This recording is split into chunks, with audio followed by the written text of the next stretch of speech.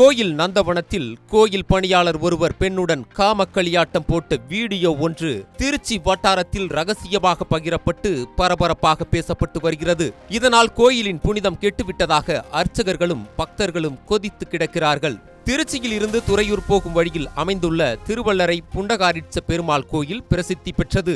1300 வருடங்கள் பழமையான இந்த கோயிலில் திருமங்கை ஆழ்வார் மங்களாசாசனம் செய்து 24 பாசுரங்கள் பாடியுள்ளார். ஸ்வஸ்தி கிணறு என்கிற அற்புதமான கட்டிட அமைப்பு இங்குதான் உள்ளது. இவையெல்லாம் கோயிலின் பழம்பெருமைகள். தற்போது அந்த கோயிலில் மேற்பார்வையாளராக பணிபுரிந்து வந்த சுரேஷ் என்பவர் பட்டப்பகலில் நந்தவனத்தில் கோயிலுக்கு வந்த ஒரு பெண்ணுடன் எக்குத்தப்பாக இருக்கும் வீடியோ ஒன்று கோயில் வட்டாரத்தில் ரகசியமாக லீக்காகி பகிரப்பட்டு வருகிறது. அந்த வீடியோ நமக்கும் வந்தது.